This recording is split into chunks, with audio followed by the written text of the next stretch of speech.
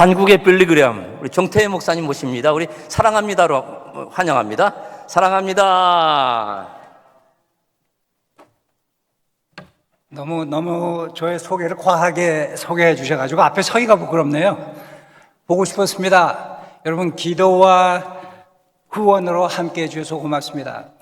이 전도대회를 할 때요, 2018년이었어요. 2018년 10월 달에 전도대회를 하기로 했는데 네팔 정부가 전도 금지법이라는 것을 만들어서 2018년 8월에 시행하는 것으로 발표를 해버렸습니다. 그래서 10월 달에 전도를 할 수가 없었습니다.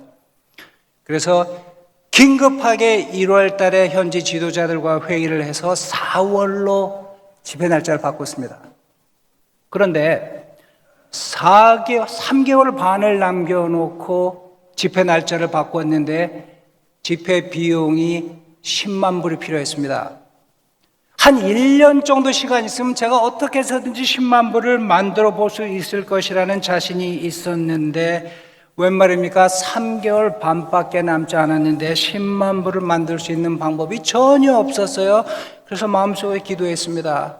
하나님, 10만 불을 만들 방법이 없습니다. 한 교회가 1,000불씩 지원해 줄 수 있는, 한국에서는 100만 원씩 지원해 줄 수 있는 교회 100개가 나오면은 하나님 돈이 10만 불이 만들어 주실 것 같은데요. 하나님 1,000불씩 지원해 줄 수 있는 미국 교회, 100만 원씩 지원해 줄 수 있는 한국 교회를 100여 개 주십시오 기도했는데요. 여러분의 교회가 100만 원을 보내주셨습니다. 감사합니다. 이때 우리가 예수님을 새로 영접한 사람에게 신약 성경을 나눠드렸는데 2997부의 신약 성경을 나누어 드렸습니다. 고맙습니다.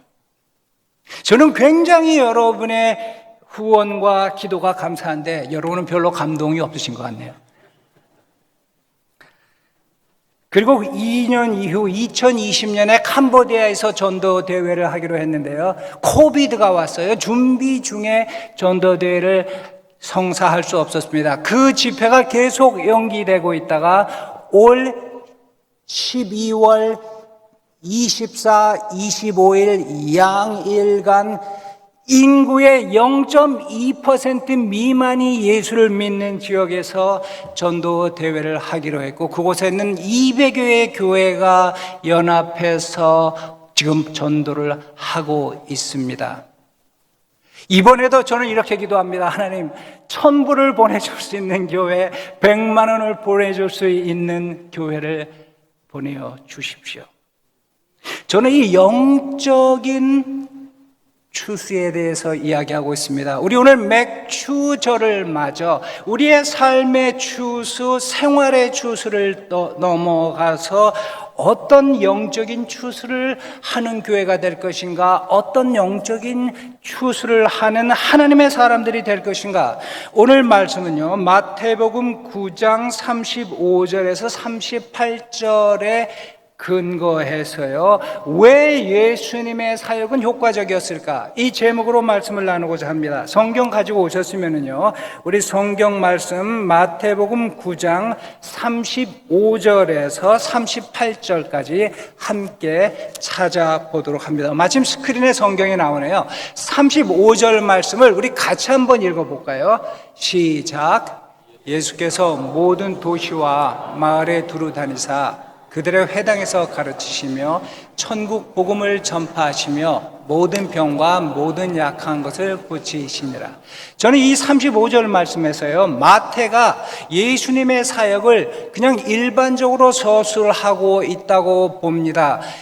예수는 모든 도시와 마을에 다니시면서 가르치셨고 말씀을 전파하셨고 치유하셨습니다.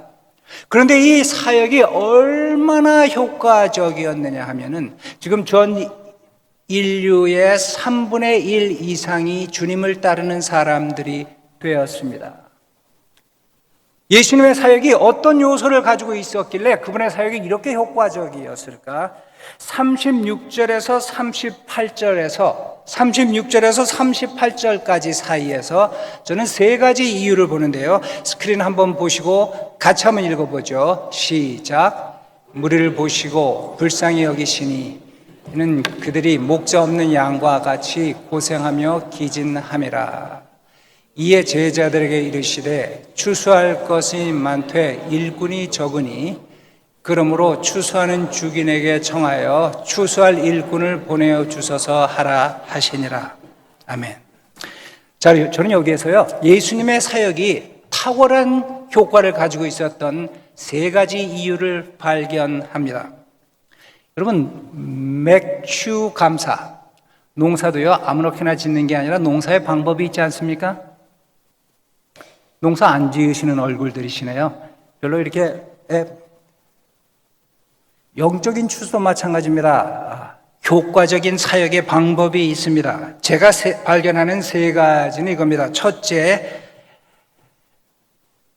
무리를 보시고 불쌍히 여기시니. 주님이 무리를 보셨는데요. 물론 주님은 사람의 눈으로 본 것이 아니라 하나님의 안목으로 세상을 보셨죠. 하나님의 안목으로 세상을 바라보고 하나님의 안목으로 나 자신을 볼 수 있는 것, 이것을 우리는 비전이다, 이렇게 말합니다. 저를 한번 따라해 주시겠어요? 비전. 자, 여러분, 저는요 여러분의 미래를 바라볼 수 있는 그런 통찰력을 가진 목사는 아닙니다. 그런데 제가 여러분의 미래에 대해서 잠시 예언을 할 수는 있습니다. 제가 여러분의 미래를 말씀드릴 테니까요, 저에게 당신의 비전이 무엇인지 알려주십시오. 절대 여러분의 교회의 미래, 여러분 개인의 미래가 당신이 하나님 앞에서 품은 비전보다 위대해지지는 않을 겁니다. 여러분, 몇 살이 결혼 적령기인가요? 24?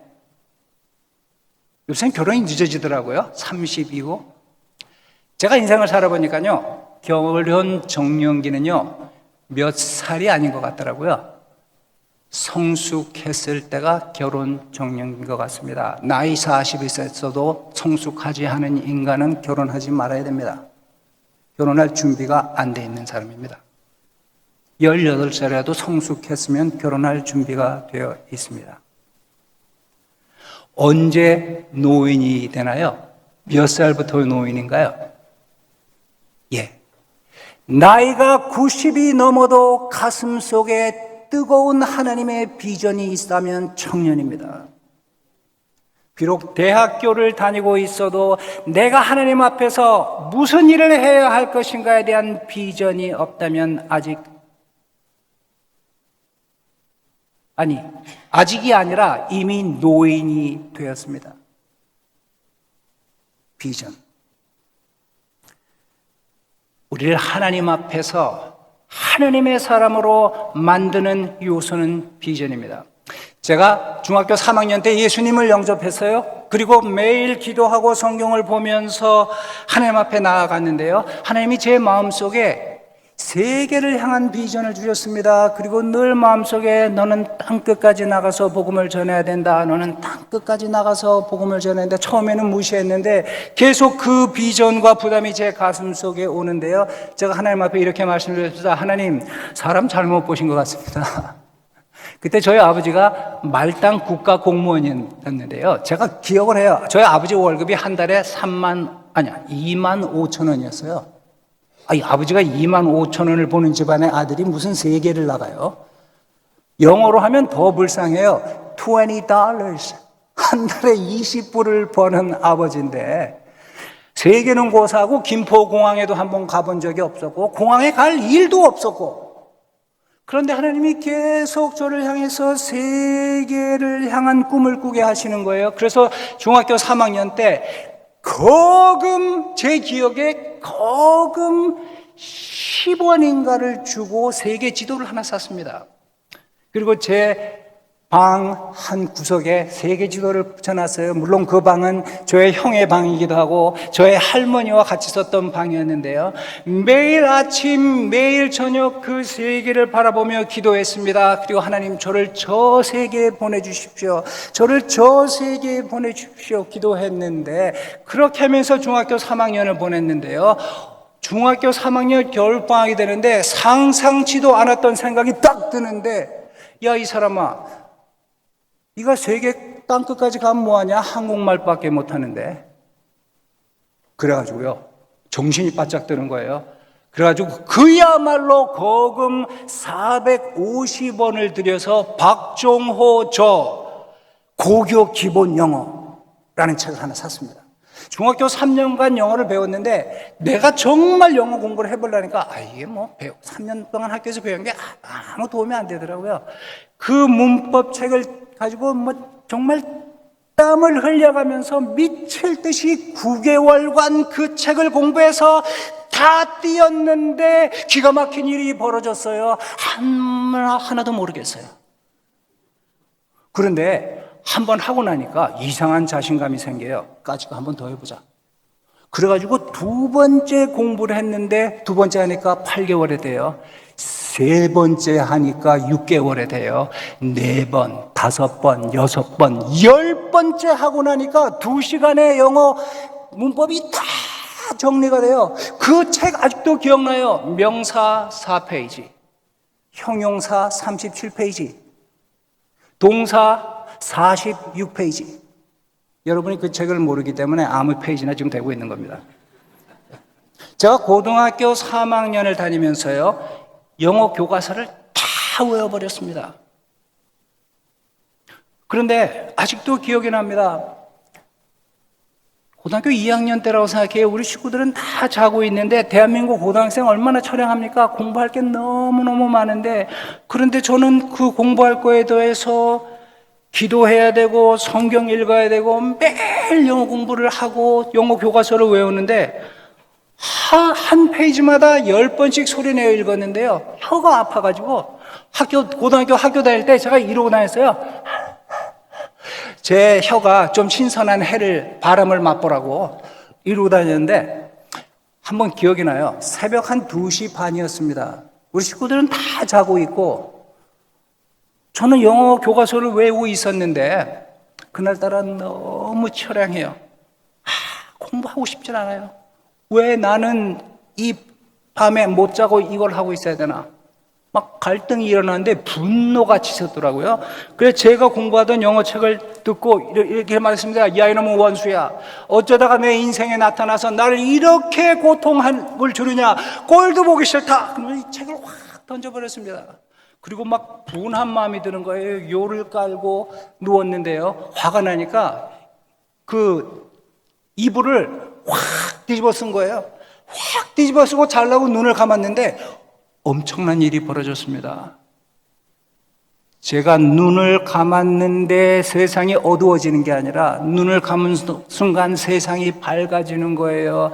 그리고 매일 아침, 매일 저녁 제가 기도했던 세계가 눈앞에 펼쳐집니다. 그리고 제가 영어로 아프리카에서, 유럽에서, 아시아에서, 북미에서, 남미에서, 오세아니아에서 영어로 복음을 전하는 모습이 드러나는 거예요. 그리고 세계의 사람들이 저에게 부탁합니다. 우리나라에 와서 그리스도의 사랑을 전해 주십시오. 우리나라에 와서 그리스도의 사랑을 전해 주십시오. 저한테 부탁하는데요, 갑자기 가슴이 뛰기 시작하는 거예요. 눈물이 벌컥 맺히는데요, 눈물을 닦으면서 심장이 뛰니까 잘 수가 없었습니다. 그래서 다시 일어났습니다. 그리고 제가 영어 책을 집어 던졌던 방구석에 가서 그 영어 책을 다시 들었습니다. 그리고는 이 책을 듣고 이렇게 말했습니다. Honey, I love you. I'm going to marry you. We'll have many children together. And we will be happily married forever thereafter. 이렇게 말했던 것이 약 45년 전인데요, 지난 20년간 하나님은 저를 세계에 보내시고 계십니다. 여러분은 하나님 앞에서 어떤 비전을 가지고 계십니까? 둘째, 왜 예수님의 사역은 효과적이었는가?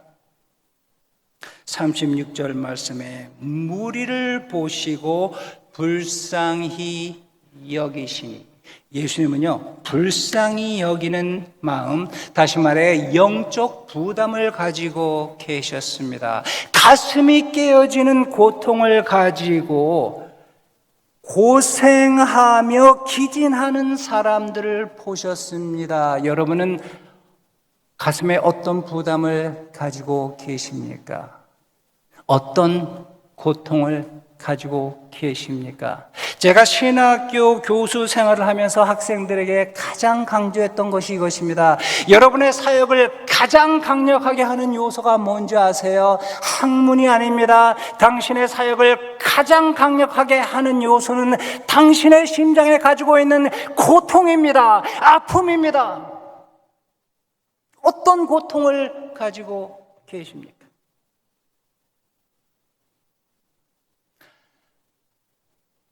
에스겔서 4장에 보면요, 하나님이 에스겔에게 아주 좀 이상한 명령을 하세요. 이런 명령을 하십니다. 인자야, 너는 왼쪽으로 누워서 390일을 지내라.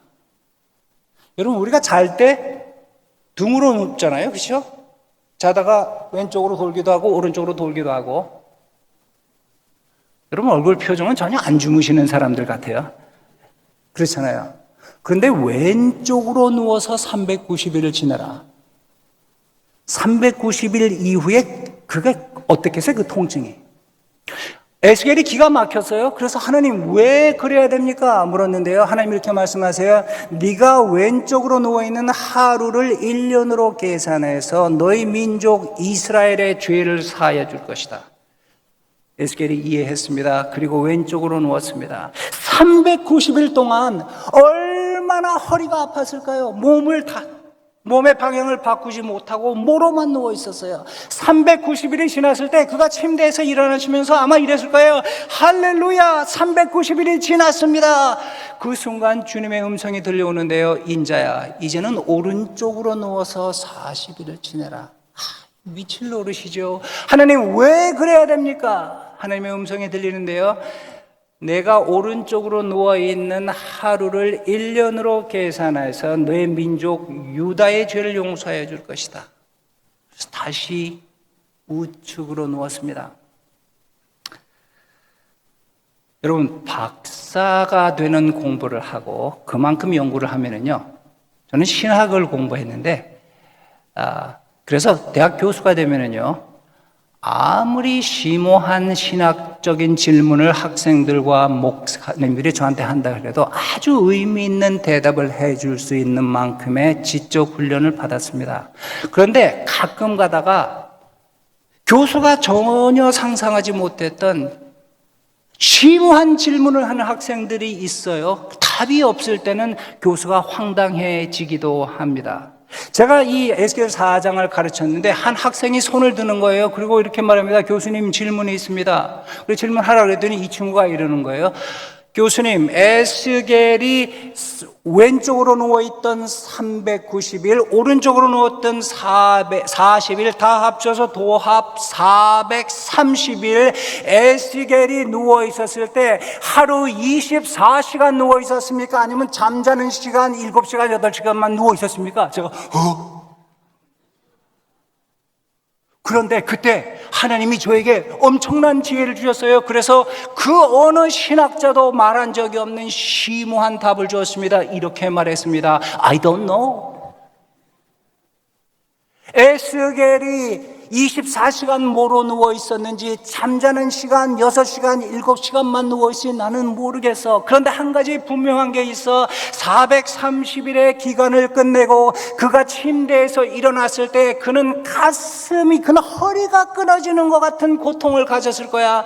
그리고 그 고통을 가지고 몸을 질질 끌면서 그가 사역하는 사역의 현장에 왔을 때 죄 때문에 국가가 멸망됨에도 불구하고 불구하고 계속 죄를 짓고 살고 있는 그들의 동족을 향해 하나님의 말씀을 전했을 때 그의 허리에 있던 통증이 그의 심장으로 전이되었을 거야. 그리고 그가 가슴이 깨어지는 고통을 가지고 하나님의 말씀을 전했을 때 그의 메시지는 영혼에 호소하는 호소력이 있었을 거야. 우리의 메시지를 가장 강력하게 하는 요소는 가슴에 가지고 있는 부담, 고통입니다. 여러분은 군산중앙교회에 대한 어떤 고통을 가지고 계십니까? 여러분이 살고 있는 군산, 아니 우리 이 나라, 이 대한민국에 대해서 어떤 가슴의 부담과 고통을 가지고 계십니까? 계속되는 세대 간의 갈등, 계속되는 정치적 양극화, 계속해서 하나가 아닌 두 개로 갈라지는 나라, 젊은이들 가운데 만연하는 마약, 끝없이 늘어나는 자살과 가정의 파괴, 겉으로는 화려하나 속으로는 자꾸 골마가는 대한민국 경제, 이 나라에 대해서 우리는 어떤 부담을 가지고 복음이 어떻게 이 나라를 다시 새롭게 할 수 있을지 깨어지는 가슴을 가지고 하나님께 아뢰고 계십니까? 이렇게 기도한다면 지나친 기도이겠습니까? 하나님, 이제 나 자신의 아픔, 내 가족의 아픔을 위해 더 이상 울지 말게 하십시오. 하나님, 이제 하나님의 심장을 깨는 것으로 나의 심장을 깨뜨려 주십시오. 우리가 그 고통을 가질 때 우리의 사역은 엄청난 능력을 가지고 옵니다. 왜 예수님의 사역이 효과적이었나요? 첫째, 그분은 하나님의 비전을 가지셨습니다. 둘째, 그분은 가슴이 깨어지는 영적 부담, 영적 고통을 느끼셨습니다. 세 번째, 그분은요, 제자들에게 이렇게 말씀하셨습니다. 이에 제자들에게 이르시되 추수할 것은 많되 일꾼이 적으니 그러므로 추수하는 주인에게 청하여 추수할 일꾼들을 보내어 주셔서 하라 하시니라. 주님은 기도를 실천하셨고 기도를 가르치셨고 당신이 기도하셨고 다른 사람들에게 기도할 것을 요청하셨습니다. 저는요, 제가 다녔던 신학대학에서 3학년을 마치고요, 4학년 때 미국으로 유학을 보내주었어요. 그래서 신학대학 4학년을 미국에서 다녔습니다. 1년간 대학 4학년을 다니면서 유학생으로서 많은 책을 읽었는데요, 그게 1985년도이기 때문에 정확하게 한 40년 전이네요. 무슨 책을 읽었는지 하나도 기억나는 게 없고 그 책의 저자들이 누구인지 하나도 기억나는 게 없어요. 40년 전에 읽은 것을 기억하고 있다면은 그거야말로 좀 이상한 사람 아니겠어요? 예. 그런데 딱 하나의 문장, 이게 너무나 의미심장했기 때문에 잊지 못하고 있는 문장이 하나 있습니다. 그 말씀은 이렇습니다. 제가 영어 그대로 인용한다면 이렇습니다. If you pray, you pray. But if you work, you work. But if you pray, then God works in your life. 한국말로 말하면 이렇습니다. 당신이 일한다면 당신은 그저 일할 뿐입니다. 그러나 당신이 기도하시면 하나님이 일하십니다. 기도.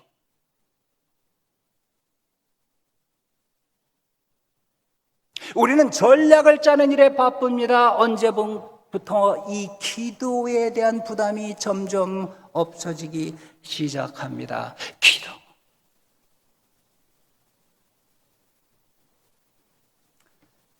(1781년) 영국의 아주 부유한 상인의 집에요, 헨리 마틴이라는 아들이 태어났습니다. 이 아이는요 아주 경건한 하나님의 사람으로 성장했는데요, 얼마나 명석한 두뇌를 가졌든지 그가 15살에 케임브리지 대학의 수석으로 합격해서 4년 과정을 3년 만에 수석으로 졸업한 천재였습니다.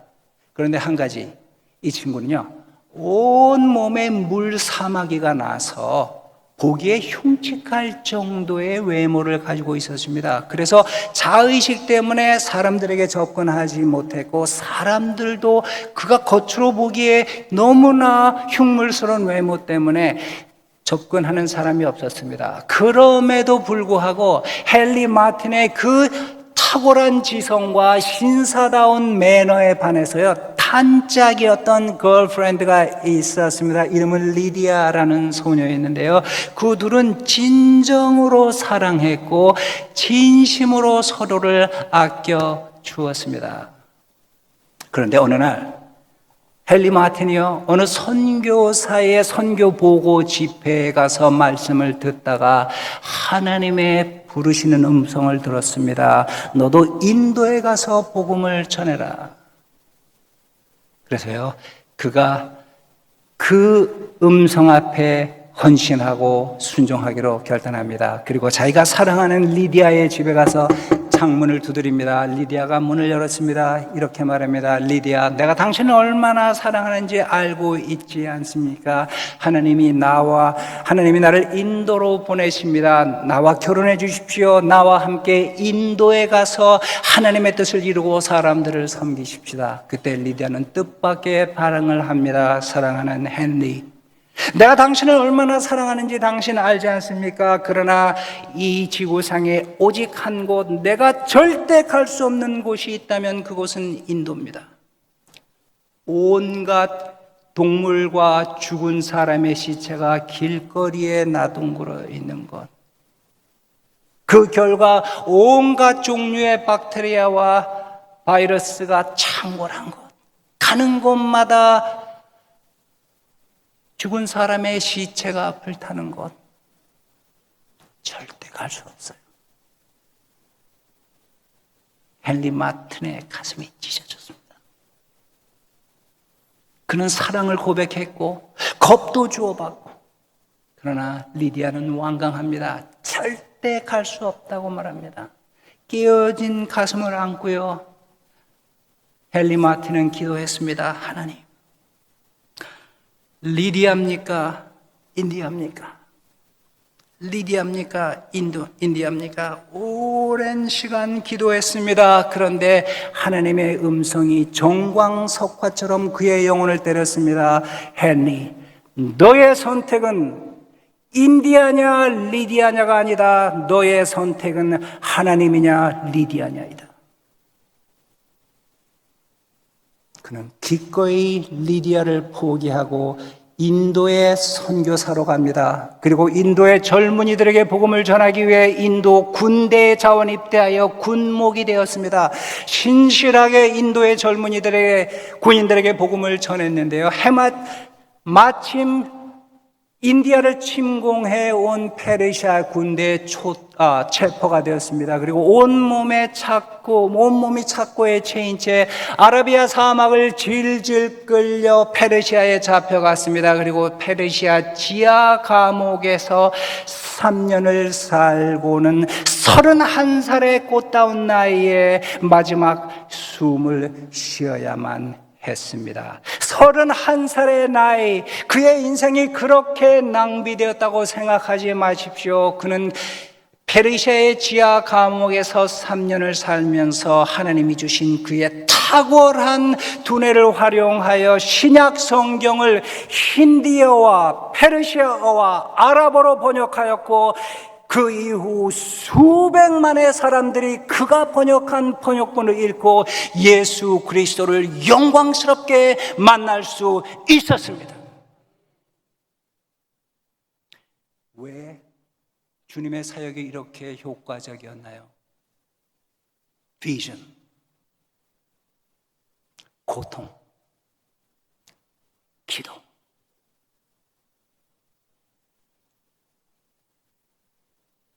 여러분의 비전은 어디에 있습니까?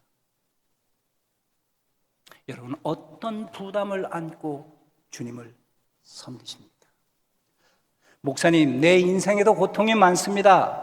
저는 위로받으러 교회에 왔지 자꾸 부담 주지 마십시오. 한 가지 분명하게 말씀드릴게요. 당신의 영혼 속에 하나님을 향한 부담이 없어지는 순간 당신은 영적으로 죽습니다. 그 부담이 당신을 짓누를 때 당신은 기도하기 시작합니다. 비전, 부담, 기도. 우리 맥주 감사절을 맞아 우리는 어떤 영적인 추수를 꿈꿔야 할까요? 같이 기도하십시다. 살아계신 하나님, 우리 삶에 주신 경제적, 물질적 풍요함을 감사하면서 우리가 맥주 감사절을 기념합니다. 그러나 하나님, 우리가 영적으로 하나님 앞에 어떠한 수확을 맺고 있는지 다시 점검할 수 있도록 도와주십시오. 눈을 들어 밭을 보라. 밭이 추수할 때가 되어 다 곡식이 익어서 이제 누군가 낫을 되어야 할 텐데 하나님이 그 낫을 될 추수꾼을 찾고 계신 이때 하나님, 제가 여기에 있습니다. 저를 사용하십시오. 이렇게 말할 수 있는 주님의 비전, 주님의 고통, 주님의 기도의 열정을 허락해 주시옵소서. 예수님의 이름 받들어 간절히 기도합니다.